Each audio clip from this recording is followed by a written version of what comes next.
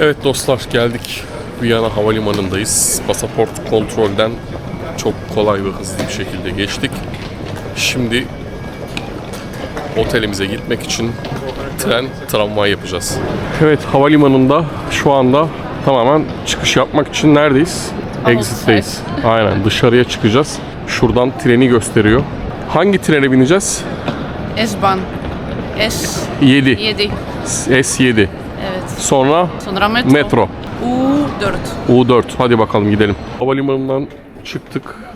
Böyle tren ve CAT dediğimiz o şirketin tabelalarını takip ettik. Burada bir otomat var. Umarım doğru bileti aldık. S7 değil mi?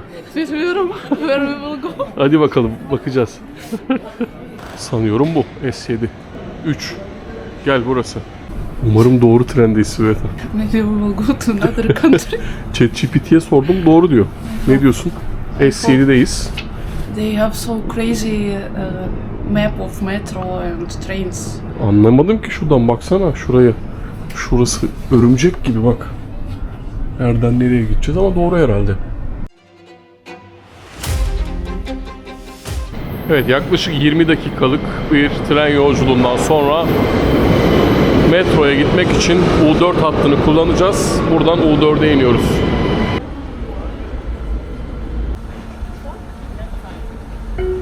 €3.2 bir kişilik metro bileti. Evet, şimdi trenden indik.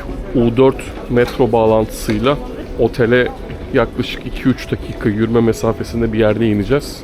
Kolay. Tıkır tıkır gidiyor, değil mi? Zor değil. Zor değil, aynen. Evet, sonunda bulacağız. Şöyle ortadan bir nehir akıyor. Orada da Ibis mi var Sveta? Orada otel bak. Bizim otel Hampton. Buralarda bir yerde gözüküyor. Kılavuz şu anda Sveta. Hadi bakalım. Evet, oteli bulduk. Aslında otel metroya çok yakınmış. Bakın şu karşısı metro. Bizim kaldığımız otel burası. Hampton by Hilton. TVN City ya da bilmiyorum. Sonunda öyle bir ibare var. Geldik. Otelimiz burası.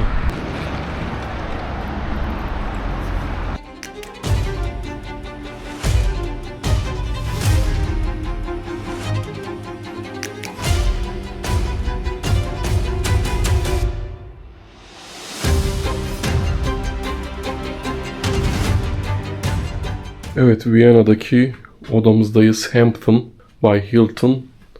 Burası Ibis gibi. Benzer kategoride zaten. Minimalist, yani neye ihtiyacım varsa tertemiz. Sabah kahvaltımız var. Yaklaşık, tabii bizim birazcık farklı bir indirimimiz, bonusumuz falan da vardı. TL olarak 11.000 TL 4 gece için gayet iyi bir otel.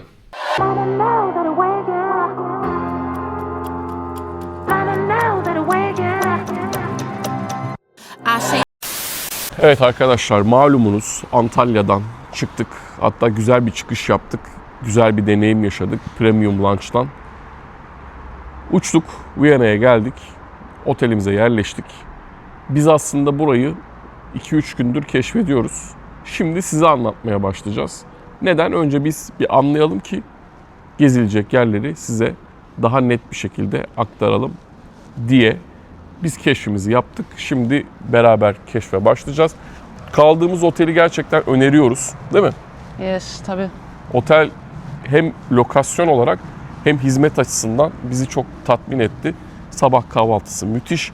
Otelle alakalı bilgileri videonun açıklamalar kısmına koyuyorum ve hemen tura başlıyorum.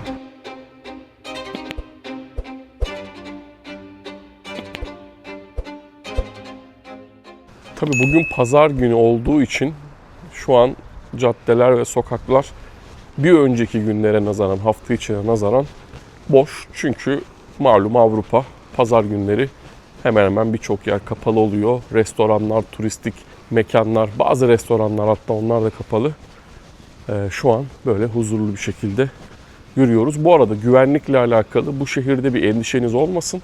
Biz yaklaşık bugün 4. günümüz geziyoruz ve herhangi bir tehlike yaşamadığımız, problem yaşamadığımız gibi böyle bir şey de algılamadık, hissetmedik.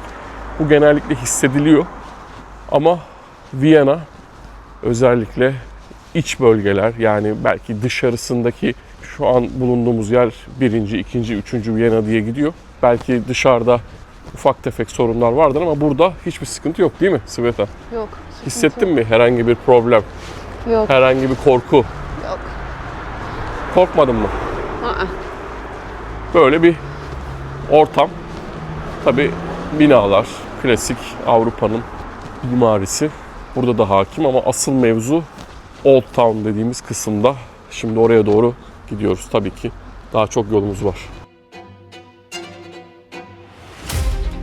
Şehrin her yerinden metro geçiyor. Şu an o kadar çok metro istasyonu gördük ki hiç böyle bir geniş metro ağı, bu kadar küçük, yani küçük derken bizim birçok şehrimize göre küçük aslında. Değil mi Sveta? Gidelim. Evet. Küçük olmasına rağmen her yerde bir metro istasyonu var. Her yerden metro geçiyor. Toplu taşıma gerçekten acayip.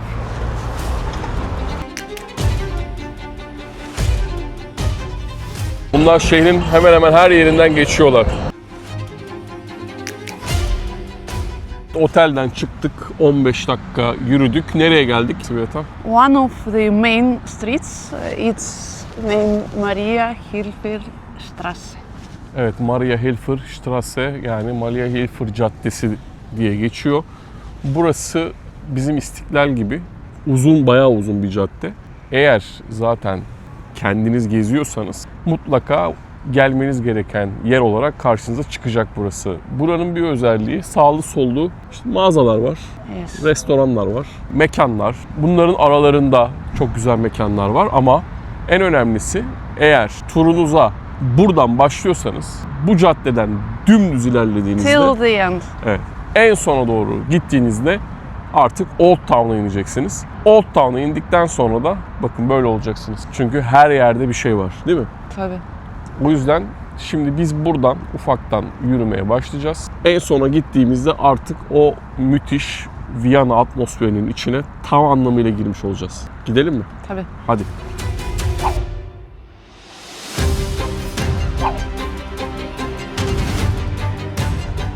Bu arada arkamızdaki olan Le Burger bizim çok beğendiğimiz. Yeah, maybe one of the best cheeseburger which I ate really in my life. They have a lot of, by the way, 18 restaurants in Austria, one in Germany and one in Dubai. But burger müthiş. Unutmayın, eğer buraya gelirseniz böyle bir şeyler yiyelim, güzel olsun diyorsanız Le Burger'i deneyebilirsiniz. Bu arada biz ilk 3 gün gerçekten çok güneşli, müthiş, masmavi bir havada gezdik. Hava şu an yine iyi ama artık öyle bir mavi hava yok. Şu an bulutlu çünkü biz gittikten sonra yağmur başlayacak. Çok güzel bir zamana denk geldik. Eğer siz de Mart gibi gelecekseniz birazcık daha böyle ortası ve sonuna doğru tercih edin.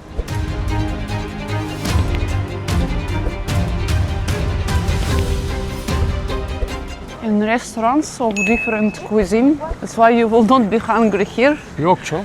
Yeah. McDonald's var, burger var, lokaller var. Yes, and also they have different type of Asian cuisine, Japanese cuisine, Yemekle alakalı of bir course sıkıntı yok.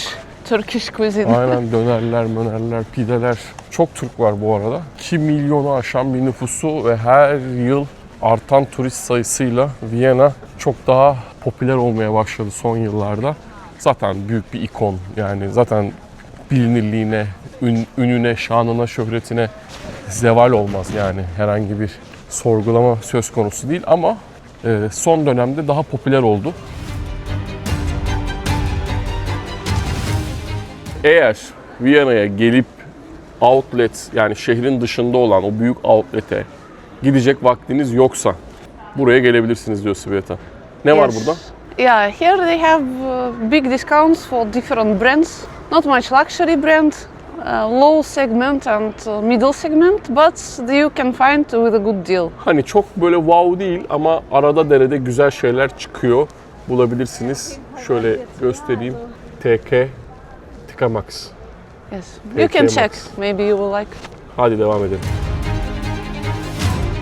Caddeye ismini veren Maria Hilfer Kilisesi. Yine bu cadde üzerinde. 1683. Bu caddede Türkis diye bir yer var. Eğer döner, Türk mutfağını özlerseniz ya da ben başka mutfaklara karşı birazcık ön yargılıyım derseniz buraya gelebilirsiniz.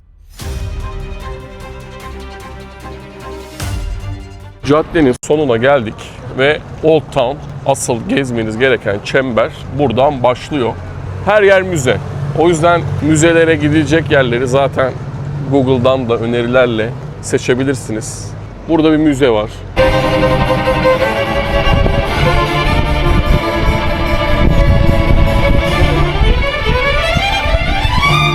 Sanat müzesi var. Doğa müzesi var. Her şeyin müzesi var. Tam olarak neredeyiz? Museum Quarter. Bakın şöyle, şurası bizim geldiğimiz cadde.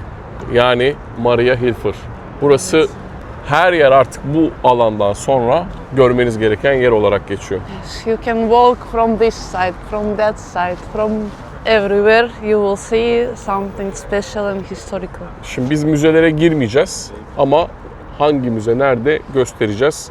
Burası sanat müzesi, gidelim.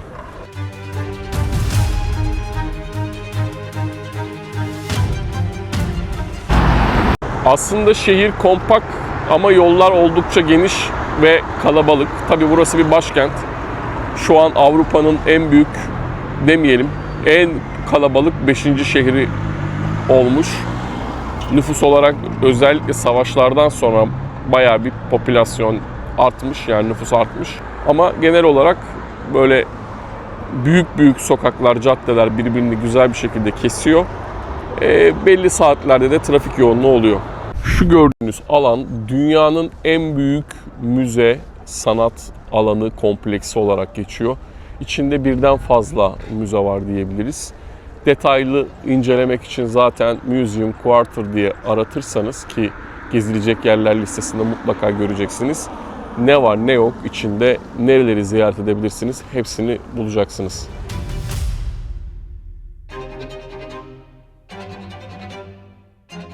Eğer müze severseniz buraya geldiğinizde bir 3 gününüzü minimum, belki 4 gün bu ziyaretlere harcayabilirsiniz. Bütçe olarak da baktığımızda herhalde 2 kişi 500 euro falan yapar değil mi? Tabii. Yani çünkü o kadar çok müze var ki hepsinin girişi de ortalama 10-15 eurodan başlıyor. 35 euroya kadar gidiyor. Ya ve 3-4 gün minimum. Aynen, 4 gün minimum burada harcaman gerekiyor.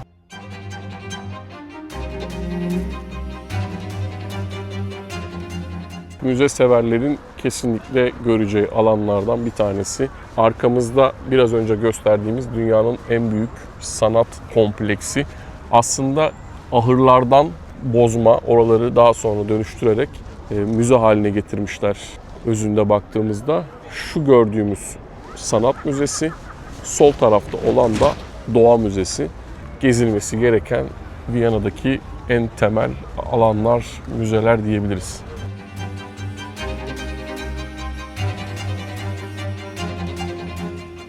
Bu gördüğünüz anıtta Maria Teresa'nın anısına yapılmış bir anıt tam meydanda. Şimdi bu tarafa doğru gideceğiz. Burası şehrin kapısı aslında. Hoffman Sarayı'na geçeceğiz oradan. Buradan zaten böyle dümdüz devam ettiğinizde neler çıkacak karşınıza. Evet, ne yaptık? Bu tarafta sanat müzesi, bu tarafta doğa müzesi. Çıktık. Hemen karşımızda şehrin ilk kapısı. Burası şehrin ilk kapısı.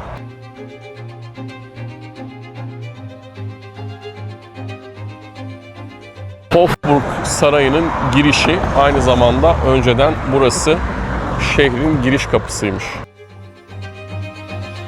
Hofburg Sarayı'nın içine giriyoruz. Burası giriş kapısı. Önceden burası tabii aynı zamanda şehrin giriş kapısı.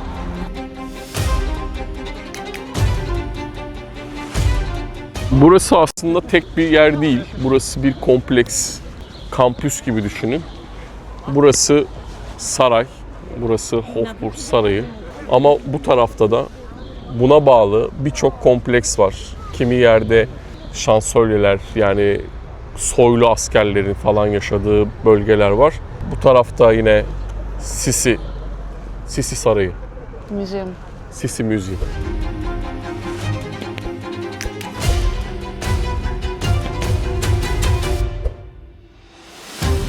Avusturya Macaristan İmparatorluğu'nun kurulduğu ve çok uzun yıllar ailenin yaşadığı, imparatorluğun fertlerinin, yönetenlerinin yaşadığı bir saray. Çok büyük bir kompleks, çok büyük bir alan. Değil mi? Yes, and their Rathaus and their parliament. Do you see? Evet. Orada da parlamento var. Doğru. Şu karşıdaki neydi? Katedral. Rathaus. Ha? Rathaus. Rathaus. O ne? O da saray.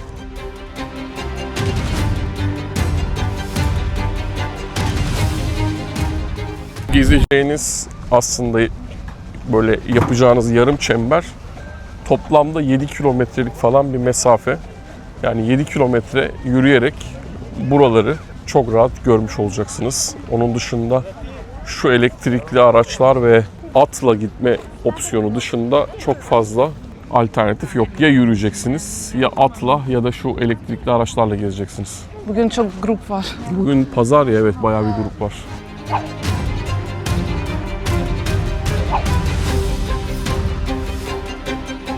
Sürprizler bitmiyor. Meydanlar, kapılar, bir kapı başka bir meydana açılıyor.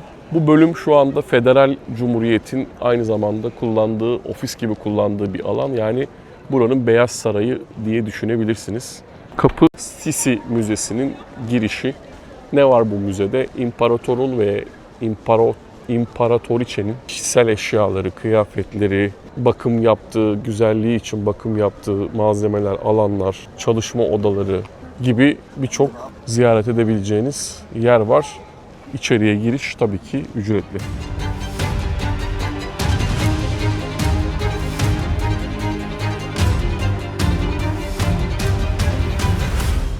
Evet, İnderburg Meydanı'nın hemen karşısında yine böyle bir kapı göreceksiniz. Bu gerçekten altın kaplama yazılarla yapılmış. Burası İsviçre Kapısı diye geçiyor.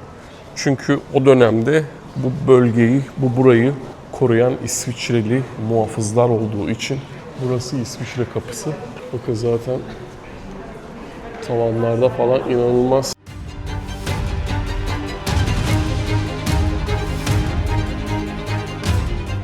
Burası sarayın en eski yapılarından, en eski bölgelerinden diyebiliriz. Böyle bir avlu, imparatorluğun hazinesi bu kapıdan geçiyormuş.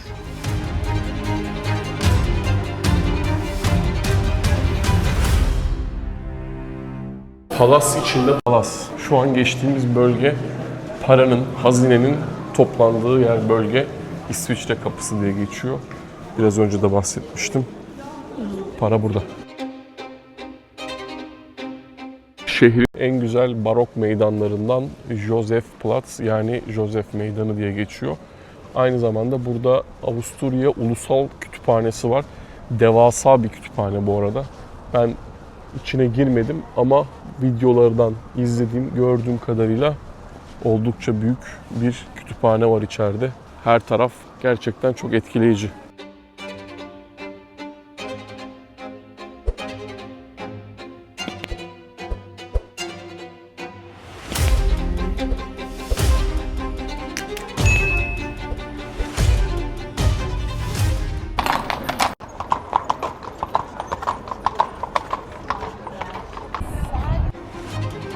...460 yıllık at binicilik okulu. Burada bir takım gösteriler falan oluyor. Şu an atları görüyorsunuz. Bu atlar ta o zaman da İspanya'dan getirilmiş özel eğitimli atlar. Sanıyorum ya gösteri vardı, bitti. O yüzden temizliyorlar ya da olacak. Bakın atlar içeride. Burası çok özel binicilik okulu. 460 yıllık. Evet, burası da Hofburg'un Aziz Michel kanadı. Buradan da girebilirsiniz. Bizim girdiğimiz gibi Sanat Müzesi ile Doğu Müzesi'nin hemen karşısından da girebilirsiniz, o şehrin kapısından. İçeride buradan da girdiğinizde zaten şurada yazıyor Sisi Museum diye. Böyle bir ambiyans, müthiş. Bence burası Viyana'nın en etkileyici alanı, meydanı. Çok etkilendim gerçekten. Şu sol tarafta da İspanyol at biniciliği okulu var. Özel atlar getirmişler, anlatmıştım. Burası müthiş gerçekten. Bu atlar da genellikle bu bölgedeki ulaşım aracı. Şimdi bu sarayın kapısından çıktınız. Cafe Central çok meşhur. Birçok yerde görmüşsünüzdür. İşte birçok ünlünün tarihe imza atmış, ismini yazdırmış birçok ünlünün ziyaret ettiği, kahve içtiği, çok eski 1876 yılında kurulmuş, inşa edilmiş bir coffee shop diye düşünebilirsiniz. Neyi meşhur? Kahvesi, özel Viyana kahvesi ve bir takım tatlılar var buraya özel. Onlar meşhur. Genellikle gidenler çok iyi puan vermemiş, yediklerinden, içtiklerinden çok memnun kalmamış ama eğer merak edip ziyaret etmek isterseniz buraya gelebilirsiniz. Şimdi gidiyoruz.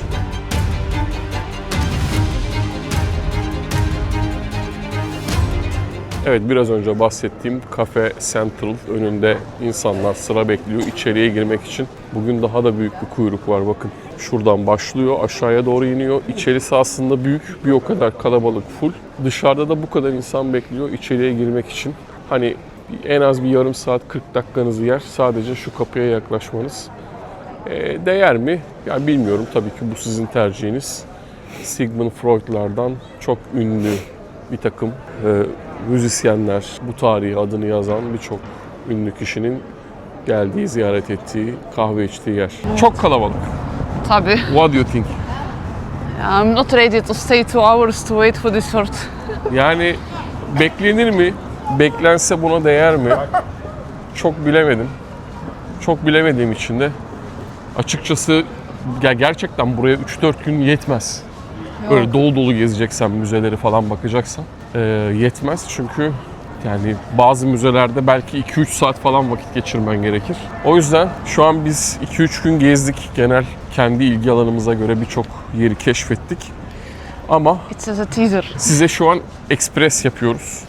Çünkü Viyana'ya geldiğinizde bu çemberde mutlaka görmeniz gereken yerleri şu an size gösteriyoruz.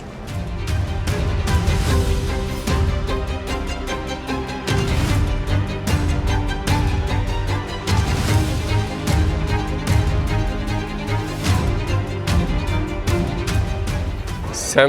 Stephen Kilisesi, daha doğrusu katedraline doğru gidiyoruz. O da gerçekten etkileyici ve hikayesi olan bir alan. Streets for me. Ha? Shopping street for me, good brands, luxury brands.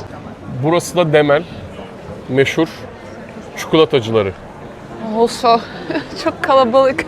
Değil mi? Kapısında sıra var. Kalabalık. Orada bak Mozart. Evet, bu da Mozart. Yine çikolatasıyla ünlü bir yer burası, değil mi? Yani, Famous about chocolate. Vienna, Austria, they are famous about chocolate and coffee. Burası ne Takeaway, peki? Çikolata, meşhur. Burası da meşhur Mozart. Evet. Mozart buralı arkadaşlar bu arada. Burada evi var, mezarları burada. Burada takeaway de var. Oturma şansınız varsa eğer öyle bir opsiyon da var ama burada bekliyorsunuz. Sizi eğer müsaitlik varsa içeriye alıyorlar ya da beklemiyorsunuz. Takeaway alıp yolunuza devam ediyorsunuz. Burada senin markalar var Sveta. Evet, evet. My favorite. Lüks markalar var burada. Lüks markaların mağazaları var daha doğrusu. Şimdi biz meydana bak doğru oraya gidiyoruz. Birazdan dönünce katedrali göreceğiz. Bu da seviyorum canım. Şehrin bence en özel, lüks kokan, böyle elit mekanı, meydanı Graben. Burada bir veba anıtı var. Çok meşhur, birçok yerde izlemişsinizdir. Buranın özelliği nedir? Bütün ünlü lüks markalar bu meydanda. O yüzden şu anda bakın Sveta böyle lüks markalara bakıyor böyle. Hermesler. Ama bugün pazar, her Hepsi- yer kapalı. Hepsi kapalı. Şu güzelliğe bakın. Gerçekten müthiş bir barok mimari. Harika.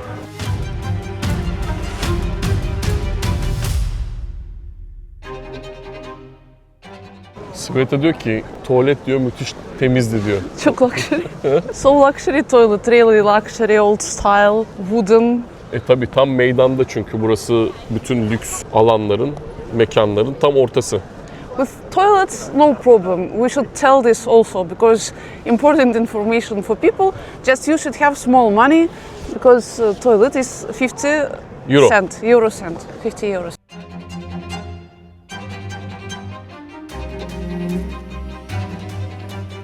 Meydandan böyle sola döndüğünüzde hemen bir kilise göreceksiniz.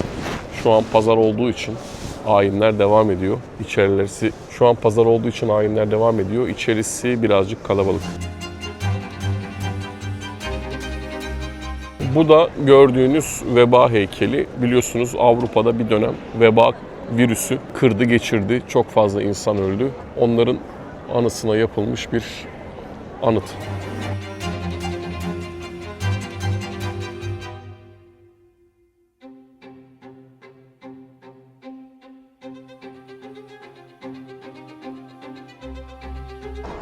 Grabenhof, Viyana'nın en prestijli caddesinde bulunan özel bir yapıt. Bakın bu arada hala sanki bir ortaçağ dönemi yaşıyormuşçasına sokaklarda böyle atlar görebilirsiniz. At arabaları daha doğrusu. Evet, şimdi nereye gidiyoruz Sveta? Stefanplatz. Stephanplatz, yani Aziz Stefan Meydanı ve Katedrali göreceğiz. Bakın tarih kokmaya başladı bak oradan. Oradan geliyor koku Sveta. Burası luxury kokuyor. Evet, evet. Orası tarih kokuyor.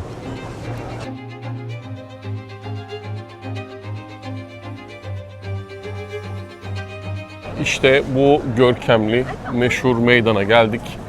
Burası Aziz Stefan Meydanı. Aynı zamanda kilisesi, yani katedrali diyelim.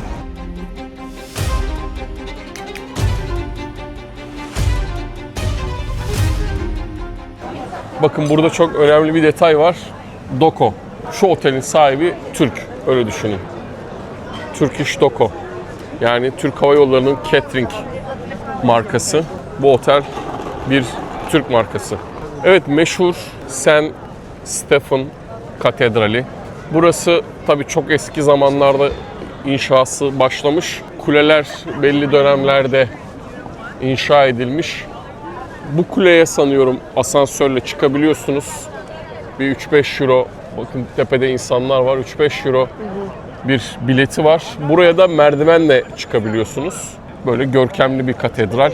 Zamanında savaşlarda insanların sığındığı bir alan olarak bile kullanılmış. Bizim Osmanlılar geldiğinde de keza aynı şey yaşanmış. Belli dönemlerde yanmış, kül olmuş ama tekrar inşa edilmiş. Çok eski bir yapı. Gidelim. Gidelim.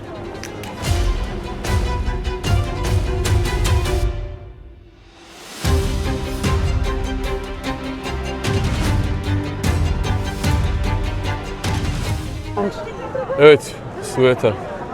Şimdi buradan gireceğiz. Etrafını gezmiş olduk. Evet, bu arada içeriye giriş ücretsiz. Bayağı büyük.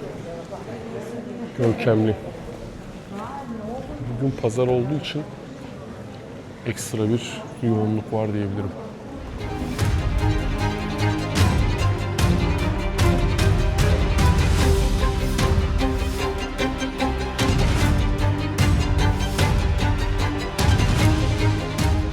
Şu bölüme biletle giriyorsun değil mi?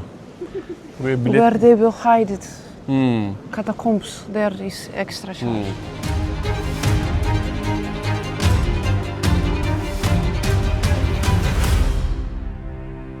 Şu bölüme giriş için şuradan bilet alıyorsunuz. Belli ziyaret edilen alanlar var içeride. Özellikle savaş zamanlarında insanların saklandığı sığınaklara falan giriş anladığım kadarıyla ücretli. Orada, if you want to go this downstairs to see where they will hide in, 8 euro. 8 euro but cash.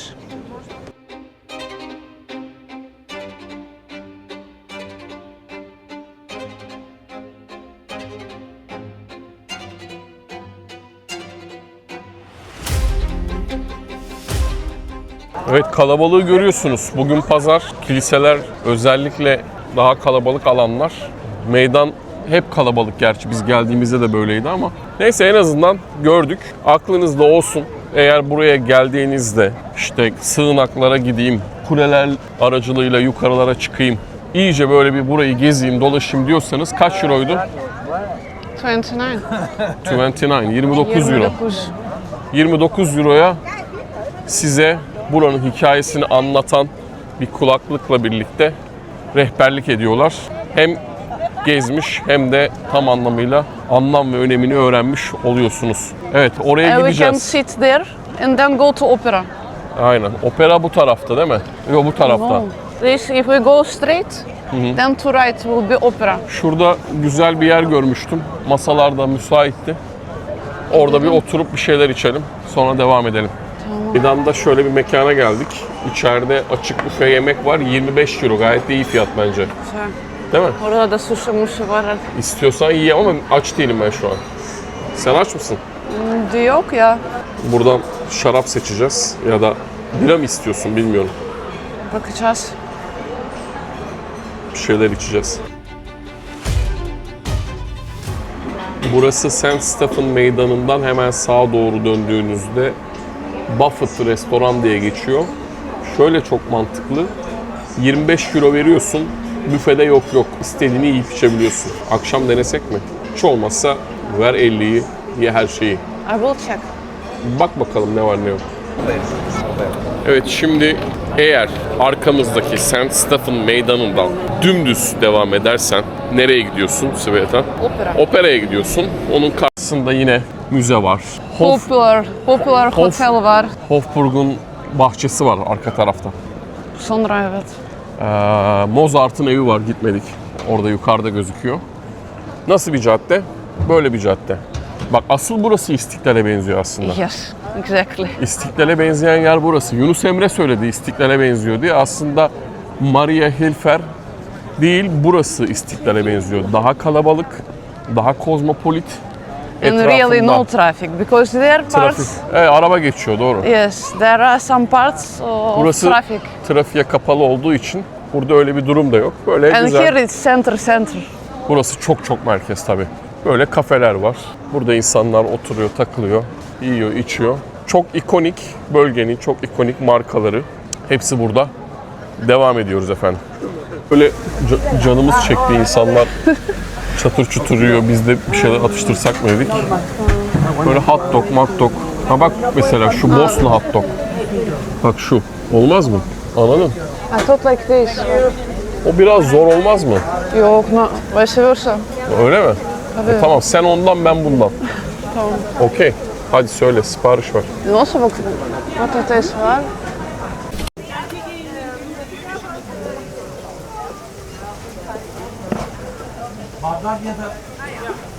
Yok, bardağa gerek yok. Yok abi, pipete de gerek yok. Sokak lezzetleri çekmeye başlıyoruz Evet, Sveta. evet. Değil mi? Ama here so popular. Bak, hot dog. Benimkisi hot dog. Sosis, ekmek, Sveta, beyaz şarap. Afiyet olsun. Güzel, afiyet olsun. Mekan burası bakın. Bayağı da insan yoğunluğu var. Bu arada çok lezzetli geldi ya. Ya biz acıkmışız ya gerçekten müthiş. Afiyet olsun. Afiyet olsun. Burası hem otel hem de altında böyle ünlü bir kafe var. Bu kafeye gelenler de gerçekten çok büyük hayal kırıklığıyla dönmüşler. Ciddi bir sıra var ki bu şu an hiçbir şey. Bakın böyle insanlar bekliyor. İçeriye giriyor. Buranın özel kahvesi ve tatlısı. What do you think, Sveta? I will check prices. Zahertorte pasta. In Kaç para? Turkish. 11 TL. Evet, TL. Euro. 11 euro. Cafe melange. Do you know cafe melange? Cafe melange, mixture half coffee, half milk. Popular here, cafe melange. 7.5 euro. 7.5. Bak sıraya bak. 7,5. İnsanlar bekliyor. So to drink coffee with dessert plus tips around 20 euro. Neresi burası? Hemen operanın karşısı. Yes, exactly. Biz operaya doğru geçelim o zaman. Haydi. Zaher Oteli. O bak, şurası kapısı. Burası da kafesi. Ne var karşıda? The opera. Opera var. Burası opera. meşhur opera. Bu arada burada biletler eğer iyi dönemde erken yakalarsanız daha makul fiyatlarda alabilirsiniz. Ama yakalayamazsanız 100 euronun üzerinde biletler de var. 300 gün düşünebiliyor musun Sveta? Yılın 300 günü burada performans var. 300 gün. Maybe once we will go. Gidelim. Hadi gidelim. Şöyle geçiyoruz operaya doğru. Tabii şöyle bir hatırlatma da yapalım. Bu operada ayakta izlenen gösteriler, performanslar da var. Birazcık yorabilir. 2-3 saati buluyor. Ama eğer seviyorsanız, ilgileniyorsanız buraya gelmeden önce bilet alabilirler. Yoksa bilet bulmak çok zor. Çünkü opera buranın ciddi bir kültürü. And also this back street from which we came here, they have office where you can buy tickets. Aynen. Opera binası burası arkadaşlar. Buradan böyle devam ettiğinizde ya da arkadan devam ettiğinizde St. Stephen Meydanı, katedrali ve görmek istediğiniz hemen hemen her yeri göreceksiniz. Peki Sveta biz nereye gidiyoruz? Oraya Hofburg Palace. Hadi bakalım.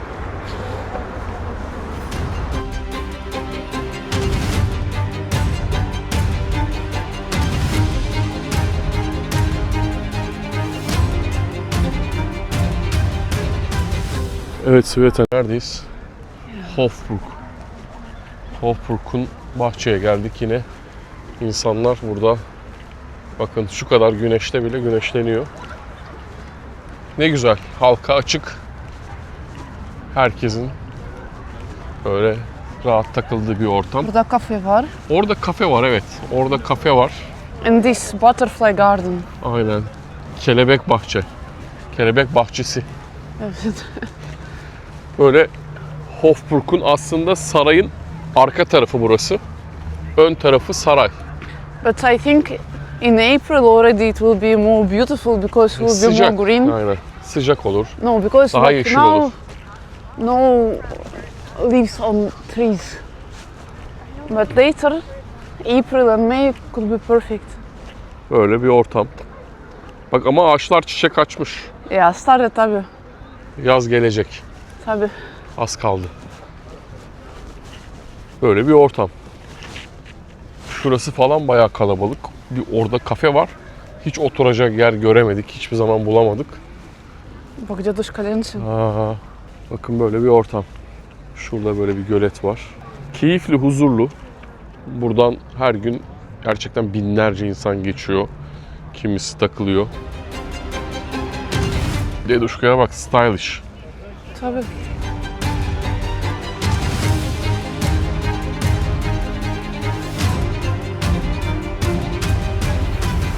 Millet bahçesi. Millet bahçesi yapmışlar. Millet de takılıyor. Öyle düşünün.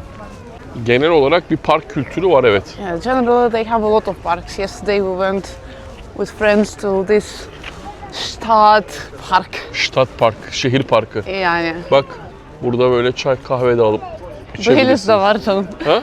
Baileys var. Coffee with Baileys, değil mi? Aa Baileys mi? Oo evet. Çok iyiymiş. Hot dog with wine, coffee with Baileys. Evet, ahali uzanmış, keyif yapıyor. Hava birazcık ısırıyor ufaktan. Güneş gidince soğuk başlıyor ama buna rağmen insanlar Yani takılıyor. still we are in the middle of the March. Tabi. Yani biz çok üşümedik. Daha doğrusu biz hiç üşümedik. Yok. Altımızda genellikle tişört, öyle Ya ince bir thanks yağmur yok. Aynen. Kar yok. Evet, yağmur ve karın olmaması yeterince büyük bir lütuf zaten. Evet efendim, halkın bahçesindeyiz, milletin bahçesindeyiz.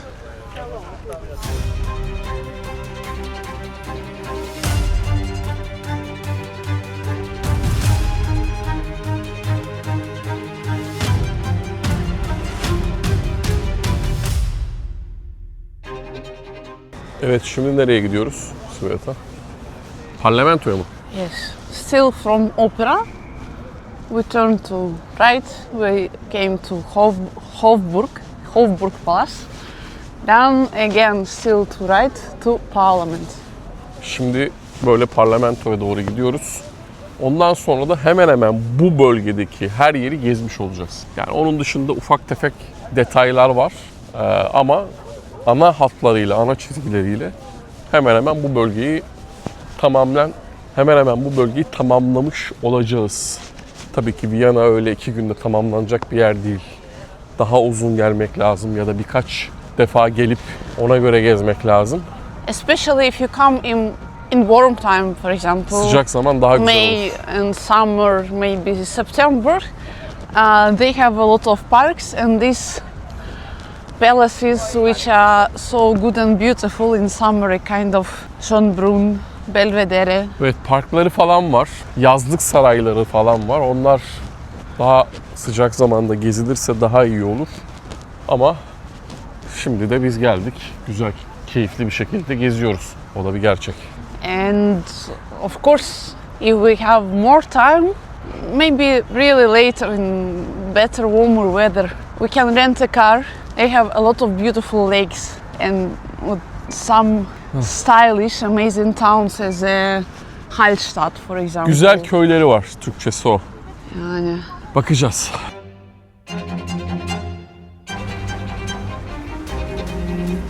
Burası da Millet Meclisi, parlamento. Hem eski parlamento tarafı var, hala müze gibi kullanılan, hem de aktif parlamento var. Buraya giriş için önceden online değil, birebir buraya gelerek adınızı yazdırıp ziyaret edeceğiniz saati, tarihi öğrenebiliyorsunuz. Ücretsiz. Şu an bir protesto gösterisi var. Şurada bir eylem var. O yüzden polisler etrafta. Normalde bu kadar polis de olmuyor da böyle eylem olduğu zaman polisler uzaktan izliyor. Herhangi bir şekilde böyle müdahale falan olmuyor. Öyle uzaktan bakıyorlar. Bir sıkıntı olup olmayacağına göre herhalde müdahale etme gibi bir durumları söz konusu oluyor. Dediğim gibi biz şu an içeriye giremiyoruz ama buraya da mutlaka parlamentoya gelip ziyaret edebilirsiniz. Sabahtan gelip isminizi yazdırırsanız atıyorum belki 1-2 gün sonraya doğrudan siz de gelip buraya rehberle içeride ücretsiz ziyarette bulunabilirsiniz. Önünde bir fotoğraf bir şey çektiririz. Bir iki görüntü falan alırız dedik ama böyle bir protesto var. Tabii ki protesto insanların en temel hakkı. Saygı duyuyoruz. Yani neyi protesto ettiklerini de anlamadık ama belki bir sendikal eylem mi? Burada dillerini de anlamadığım için çözemedim. Böyle bir kalabalık toplanmış. Birisi basın açıklaması yapıyor. Burası da farklı bir halk bahçesi. Zaten yine bahsettiğimiz saray orada. Parlamento arkamızda. Onun karşısında yine böyle bir bahçe var. Burada önemli bu konu. Her yer şehrin içerisinde, başkentin içerisinde olmasına rağmen böyle park, bahçe ve direkt halk istediği yerde takılabiliyor. insan seviyor. İnsan seviliyor, evet. Avrupa'da insan seviliyor.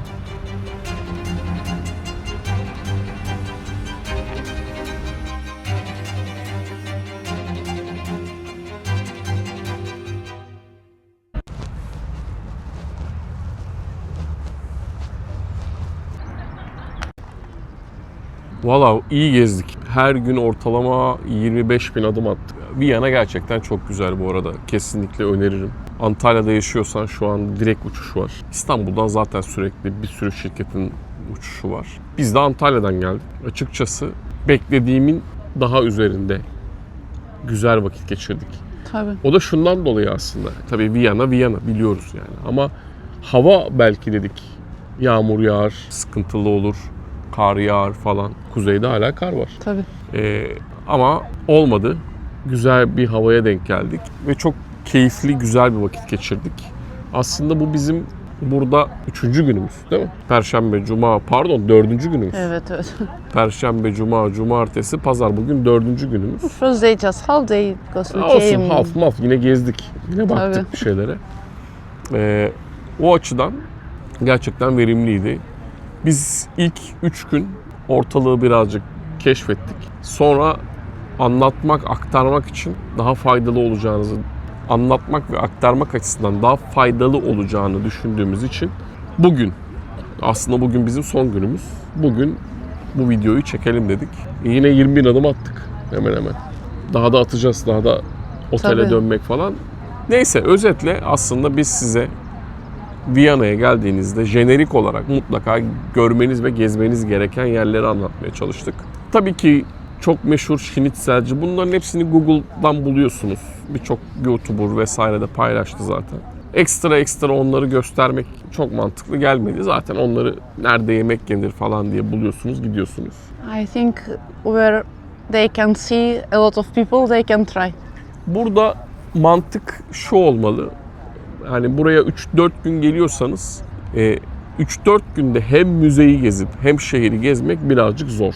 Bir de bizim şöyle bir tarzımız var. Biz bir de lokalde takılıyoruz. Yani buralarda eğer otelde kalırsanız muhtemelen bizim gezdiğimiz yerleri, işte o pazarın olduğu alan, food market var ya, Evet. o tür yerleri görme şansınız olmayabilir. Biz bir tık daha, bir halka daha dışarıda kalıp yürüyerek merkeze doğru yaklaşıp keşfetmeyi daha çok seviyoruz. Yine öyle yaptık. Otelimiz kesinlikle tavsiye edilir. Hem fiyat açısından hem performansı olarak. Evet. Biz Fiyat güzel, kahvaltı var. aynen öyle. Peki bu bizim münferit kendi planladığımız, kendimizin birebir organize ettiği ve aslında tamamen kendimiz için düzenlediğimiz bir gezi. Eğer siz ya buralara geleceğim de ben dil konusunda problem yaşarım, dil bilmiyorum, nasıl yaparım falan diyorsanız tatildeneyimi.com'da, yani bizde 3 gece 4 günlük Viyana turları var. Tavsiye ederim. Web sitesinden de bulabilirsiniz. Aşağıya videonun altına koyuyorum. Doğrudan bizi arayarak da misafir deneyimi uzmanı arkadaşların yardımıyla da bu turlara rezervasyon yapabilirsiniz. Biz genel anlamda burada çok güzel vakit geçirdik. Daha sıcak zamanda hatta bir daha geliriz diye düşündük. Tabii. Size de mutlaka burayı görmenizi tavsiye ederiz. Biz artık başka bir deneyimde tekrar bir Avrupa şehrinde karşınıza çıkacağız. Bu tür deneyimleri görmek istiyorsanız desteklemek için lütfen videoyu beğenin, yorum yapın, paylaşın, eşe dosta arkadaşa gönderin. Bize de en azından algoritmik olarak bir katkısı olur ve motivasyon neticede. Bakın burada böyle sadece gezmek varken biz bir yandan video çekiyoruz ki siz de görün, durumu anlayın diye. Buraya kadar izlediyseniz çok teşekkür ederiz. Şimdilik hoşça kalın diyoruz. Görüşmek üzere. Paka paka. Paka paka.